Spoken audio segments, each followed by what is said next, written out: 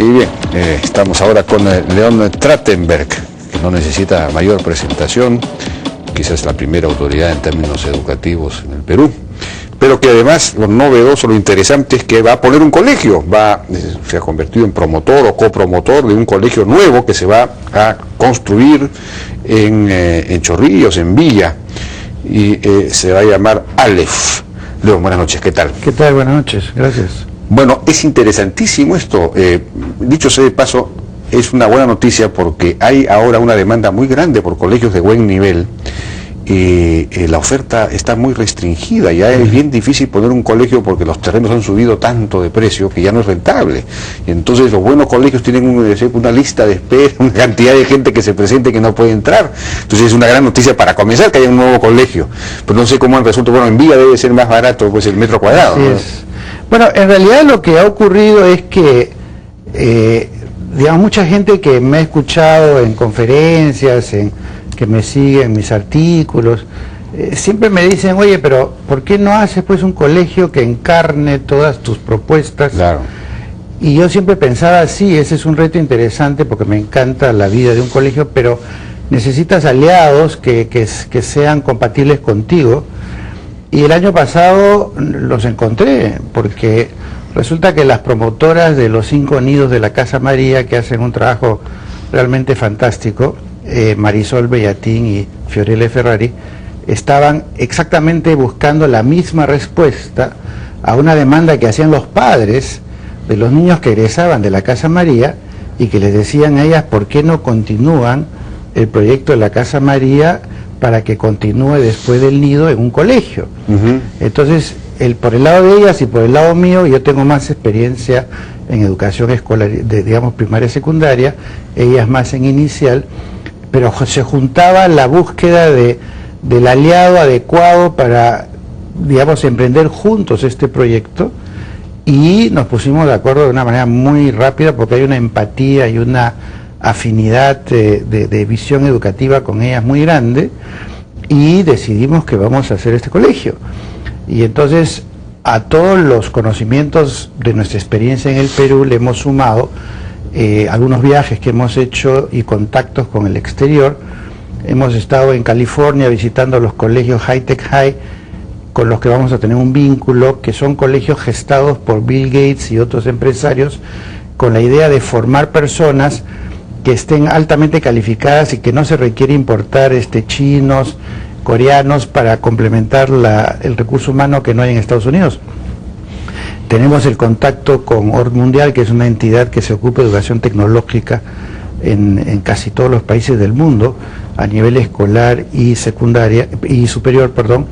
Y entonces tenemos todo digamos, apoyo de afuera, que nos va a complementar la experiencia y el conocimiento interno que tenemos de la educación peruana con la que vamos a hacer este proyecto. De modo que tenemos viento a favor, experiencia, conocimiento, expectativas del público para que hagamos esto, y hemos decidido hacerlo. Le hemos puesto el nombre Aleph, tiene varias connotaciones.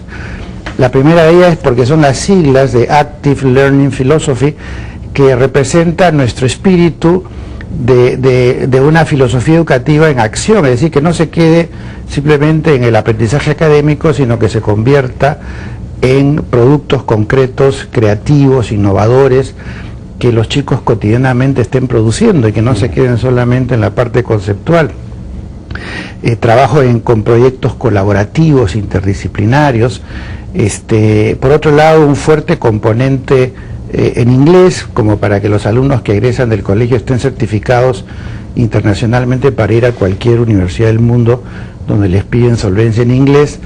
Una muy fuerte base en matemáticas y ciencias, porque el siglo XXI es el siglo de la ciencia y tecnología, y el que no es diestro o hábil en estas cosas está pues en desventaja con respecto a lo que es la cultura, la ciencia, el comercio, la educación en estos tiempos.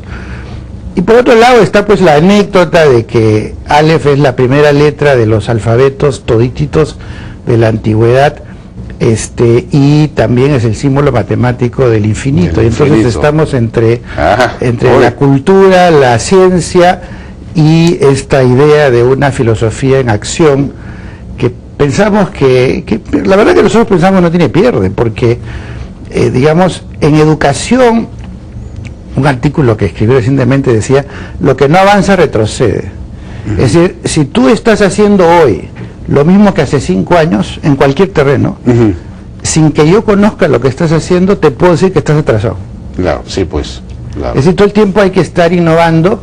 Entre las principales empresas del mundo, el 80% son empresas con menos de 20 años de antigüedad, las exitosas, las grandes, porque es bien difícil para las entidades de larga trayectoria hacer este esfuerzo de ingeniería interna continua que te ponga a tono con los tiempos. El peso de la tradición. En cambio, las instituciones jóvenes, nuevas, vienen con mucho más posibilidades de no tener que luchar contra la resistencia del pasado, los convencionalismos de un currículo realmente obsoleto, que es el currículo del siglo XIX y XX, para hacer una propuesta, digamos, mucho más innovadora, más interdisciplinaria, que además haga que el alumno estudie conducido por su propio interés y no porque hay determinados indicadores o estándares o sílabos a los que él tiene que responder porque al profesor le da la gana, ¿no es cierto? De acuerdo.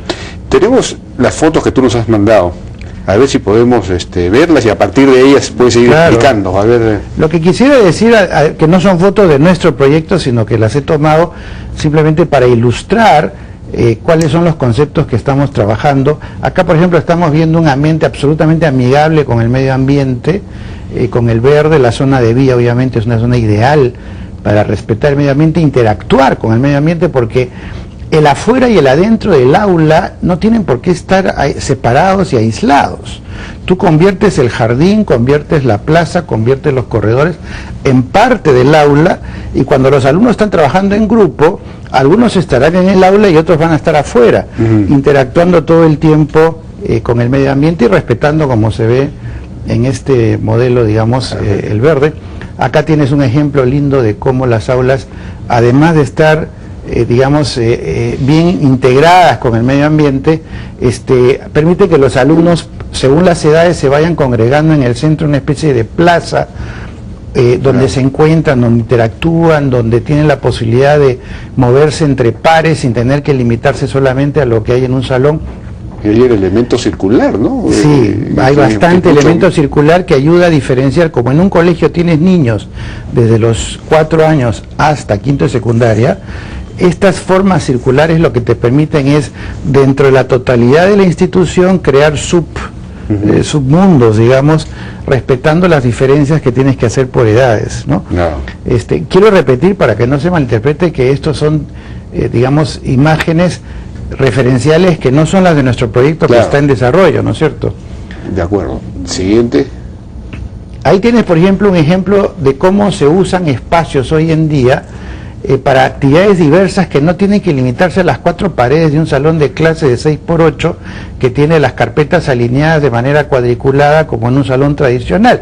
Tú tienes un espacio donde hay alumnos que pueden estar leyendo solos, otros pueden estar trabajando en grupo, tienes un segundo piso que te sirve como parte, como una especie de mezanine del aula, tienes un espacio enorme, aquí tienes por lo menos unos 150 metros y no tienes que reducirte a un aula de 48 metros, creas una sensación de espacio, de apertura y de distintos rincones o lugares donde los alumnos pueden ir haciendo cosas distintas sin tener que estar en la rigidez esa de que ahora todo el mundo va a hacer la unidad sobre la anatomía del corazón humano, es porque el profesor decidió que ese es el tema para todos en ese momento. Acá puedes ofrecer una variedad de opciones, los alumnos van investigando de distintas maneras los temas. Algunos, por supuesto, se hacen en las clases convencionales, donde hay salones madre, donde los chicos van a estudiar matemáticas, van a estudiar inglés, van a estudiar comunicaciones, pero esa es solamente una parte del día. Todo el resto son proyectos interdisciplinarios que lo que hacen es tomar los elementos del currículo, pero integrándolos en función de los temas o los proyectos que los alumnos quieren investigar, y que tiene mucho que ver con la realidad, ¿no? Por ejemplo, supongamos que tenemos una situación en la que, como la que hubo el año pasado, en que hubo una epidemia de ratas en Trujillo, y de pronto uno se pregunta ¿de dónde son las ratas? ¿Y por qué hay ratas? y entonces se puede plantear como problema para que los alumnos investiguen. Y entonces la pregunta es: ¿por qué hay ratas en Trujillo? ¿Es biología, es química, es matemáticas, geografía, es química? ¿Qué cosa es? Y lo que van a terminar descubriendo es que las ratas tienen que ver con el hecho de que quemaron las cañas en la zona cercana a Trujillo, y el intenso calor produjo que las ratas escapen y se vayan a la ciudad, y eso aumentó el número de ratas por unidad de medida, y ha creado todo un problema de epidemias, de seguridad, de salud y todo. Y entonces el alumno, a partir de una curiosidad, ¿de dónde diablos salieron estas ratas?, empieza a investigar, empieza a analizar, empieza a estudiar los temas de una manera mucho más integrada y mucho más interesante. Mezcla varias materias, varios cursos, digamos, transversalmente. Claro, los integras. En lugar de tratarlos como un salchichón, que tú tienes la tajada matemática, la tajada de geografía, la tajada de historia, tú integras todas. Y pero están presentes los contenidos, pero están presentes en función de lo que el alumno está investigando. Por ejemplo... Pero entonces necesitas que el profesor sepa de todo eso, claro. El profesor tiene que saber matemáticas y también... Es que el profesor no tiene que saberlo todo, el profesor tiene que ser un orientador del aprendizaje. Él va a aprender cosas junto con los alumnos, pero el expertise del profesor está en cómo ayudas a los alumnos a aprender, a investigar, a buscar fuentes que te ayuden a explicar por qué las cosas ocurren como ocurren y demás.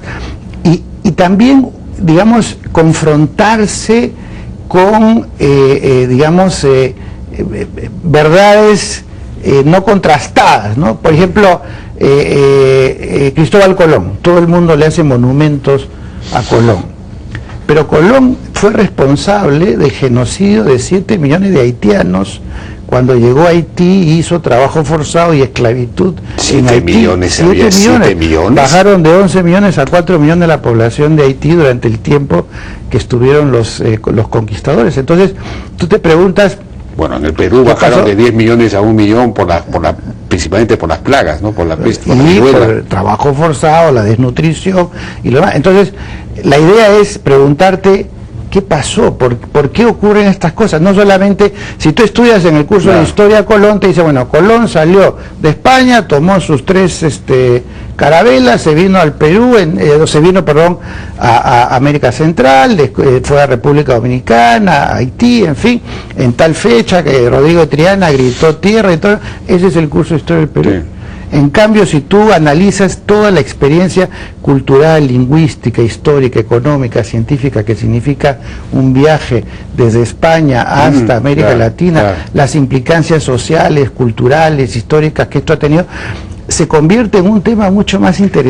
O la misma carabela, cómo se construye, voy a usar las matemáticas para ver cómo se, bueno, ingeniería. Bueno, tenemos que ir a una pausa, me están pidiendo, regresamos. ¿Por qué te conformas con un Mini? Mejor llévate el grande al mismo precio. Aprovecha, solo en Claro. Una señal puede contarnos una historia, o simplemente ser ignorada. Una señal puede ser un misterio, o decirnos qué hacer. Nos habla de obsesiones, o del inicio de una nueva aventura. ¿Y por qué no? El destino de una señal puede ser convertirse en un ícono. De vuelta a clases con Saga Falabella. Oportunidad única. Centro de cómputo Mica, solo 229 soles. Exclusivo con tu CMR, solo en Saga Falabella. Compra también en www.sagafalabella.com.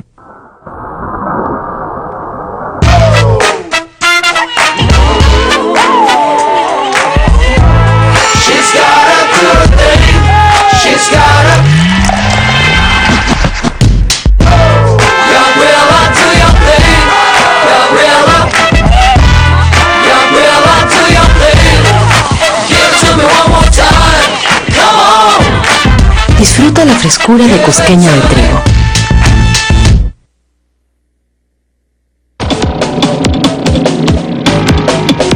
Bueno, seguimos conversando entonces con León Trachtenberg. No sé si te interrumpí en un momento dado. Sí, lo que pasa es que yo quería contar una especie de anécdota, en realidad, Hace 3 años o 4 años atrás en el CADE se hizo una mesa con expertos en recursos humanos de empresas, de grandes empresas en el Perú, y la pregunta que se discutió es: los profesionales que egresan de las universidades más reputadas del Perú, ¿qué falencias tienen? ¿Qué les falta? ¿En qué son incompetentes? Y lo que dijeron me llamó mucho la atención, porque tú puedes trazar una línea continua desde las deficiencias de la formación escolar que la universidad no corrige, y lo que después constituye las deficiencias de los profesionales que egresan en el Perú. Te menciono brevemente algunas. Alumnos memorísticos buscan el problema tipo, cuando les pones un problema distinto no saben qué hacer. En segundo lugar, no razonan lógicamente, no se confrontan con la verdad, o no investigan, o sea, aceptan como verdad cualquier cosa. No sé si tú recuerdas el famoso efecto Mozart, que decía de que si las mujeres se ponen en el vientre cuando están embarazadas la música de Mozart, entonces los bebés nacen más inteligentes. Todos los psicólogos que han analizado eso dicen que es una reverenda tontería, pero la gente ha comprado 10 millones de CDs de Mozart simplemente porque sale la noticia, claro, y tú te la crees, ¿no es cierto? Y entonces hay una dificultad por confrontar la veracidad de las cosas. Si no hay pensamiento crítico. No hay, pues, entonces se quejan mucho de eso. El analítico y también la posibilidad de plantearte hipótesis. Yo en otro programa mencionaba que muchas veces le pregunto a gente que ha terminado el colegio o inclusive la universidad: ¿por qué los aviones vuelan a 11.000 metros de altura? ¿Por qué no a 9.000 o a 14.000 o a 7.000? La dificultad que tienen siquiera de lanzar una hipótesis, porque como no han estudiado física o no son físicos, no tienen por qué saber ese tipo de cosas. ¿O cuál es el efecto que tiene la píldora del día siguiente? ¿Por qué unos dicen que es abortivo y otros dicen que no? ¿Qué es lo que pasa? ¿Por qué ocurre la muerte súbita, por ejemplo, de un atleta? En pleno partido de fútbol, el atleta le da paro cardíaco y se muere. ¿Por qué? ¿Cómo lo explicas? Han estudiado biología, han estudiado química, han estudiado física y no tienen idea de qué puede ocasionar que un corazón de pronto... La gente no sabe pensar, no sabe elaborar. Pensar, así es. En tercer lugar, no leen, o sea, no se ubican. Por ejemplo, si eres economista, lees economía; si eres psicólogo, lees psicología; si eres ingeniero, lees ingeniería. Pero eso no te da un trasfondo cultural, socioeconómico, para entender los fenómenos de estos tiempos. Mira cuán notable era el ejemplo, por ejemplo, de la minería, donde recién en los últimos 15 o 20 años los mineros han empezado a contratar antropólogos, sociólogos, psicólogos sociales, porque antes pensaban que hacer una mina solamente es cuestión de traer las máquinas, de explotar y exportar o lo que fuera, sin tomar en cuenta los problemas de las comunidades, los problemas culturales, sociales. Han tenido que enfrentar severísimos problemas, digamos, comunitarios, para descubrir que tienen que entender elementos sociológicos, elementos culturales, elementos antropológicos. Eso no se trabaja mucho en la formación profesional. Por otro lado, esta cuestión de que un temor enorme al fracaso, entonces mejor hago lo que siempre hago, no vaya a ser que me sale mal. Entonces mejor no pruebo, no me arriesgo, porque mi experiencia escolar ha sido de que si me equivoco me jalan, me quitan puntos, o Dios sabe qué.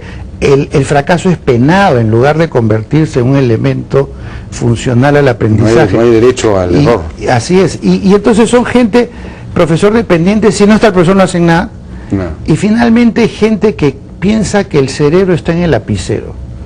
O sea, el profesor les dicta una pregunta o les toma un examen, el alumno empieza a escribir sin haberse puesto a pensar qué cosa es lo que va a escribir. Como que es el lapicero el que va a crear la solución a los problemas.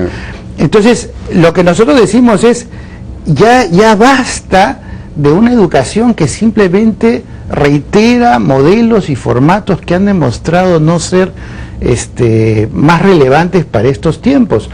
Y entonces hay que enfocar esta habilidad del niño de descubrir, de pensar, de investigar, de curiosear, de ensayar, de equivocarse, etcétera, desde chiquito, para que sea lo más natural para él hacer hipótesis, investigar, descubrir cosas, confrontar y darse cuenta que lo que él pensaba que funciona, no funciona, y no con un profesor que lo está todo el tiempo censurando, sancionando, bajando puntos, sino más bien alentando para que explore, alentando para que investigue. Y entonces creemos que este concepto de educación más colaborativo, más interdisciplinario, más integrado, que va de la mano con la garantía de una alta formación matemática, científica, en inglés, y por supuesto la lengua natural peruana, el castellano, le va a permitir estar mucho mejor preparado que con los sistemas más convencionales, ¿no? De acuerdo. Muy interesante. Bueno, no tenemos más tiempo, teníamos más fotos, pero vamos a estar al tanto. Pues felicitaciones por este proyecto. ¿Cuándo comienza Nosotros presentamos el colegio Aleph el 20 en la plaza. La gente que tiene interés nos escribe. Les doy el mail si quieren, informes@colegioaleph.com, es bien fácil, y nos escriben. Y nosotros Aleph es PH.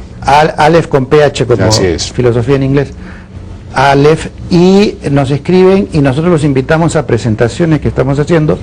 La primera va a ser el 20, en la plaza a las 7:30, la siguiente va a ser el 27 y vamos a ir haciendo más conforme la gente nos vaya pidiendo, y vamos a difundir lo más que podemos, porque este es un colegio que empieza... ¿Cuándo abre el colegio? En el año 2014, con secciones para niños de 4 o 5 años, primero y segundo de primaria. ¿El próximo año? Sí, y después cada año se va a ir aumentando un grado conforme ya los niños que hemos ido formando sigan avanzando. Es un colegio inclusivo, es un colegio que va a tener apertura para que alumnos de distintas características puedan ser parte del proyecto, porque nosotros creemos en la inclusión en el sentido verdadero, o sea, no la inclusión solamente de que le abres una vacante o dos a una persona con alguna discapacidad severa, sino la inclusión en el sentido de que todos somos diferentes, todos tenemos distintas necesidades, aptitudes, fortalezas, debilidades, y los profesores tienen que ser capaces de incorporar a todos. Hay demasiados niños aburridos, frustrados, traumados, porque los métodos educativos de otros colegios no calzan con su deseo de desarrollar su curiosidad, sus talentos, sus intereses, o su vitalidad, su actividad. Y este es un colegio que lo que quiere más bien es agarrar eso para convertirlo en el motor del aprendizaje de los alumnos. Muy bien, León, muchísimas gracias por tu participación y suerte, pues felicitaciones por esta iniciativa tan importante. Gracias. Damos una pausa y regresamos.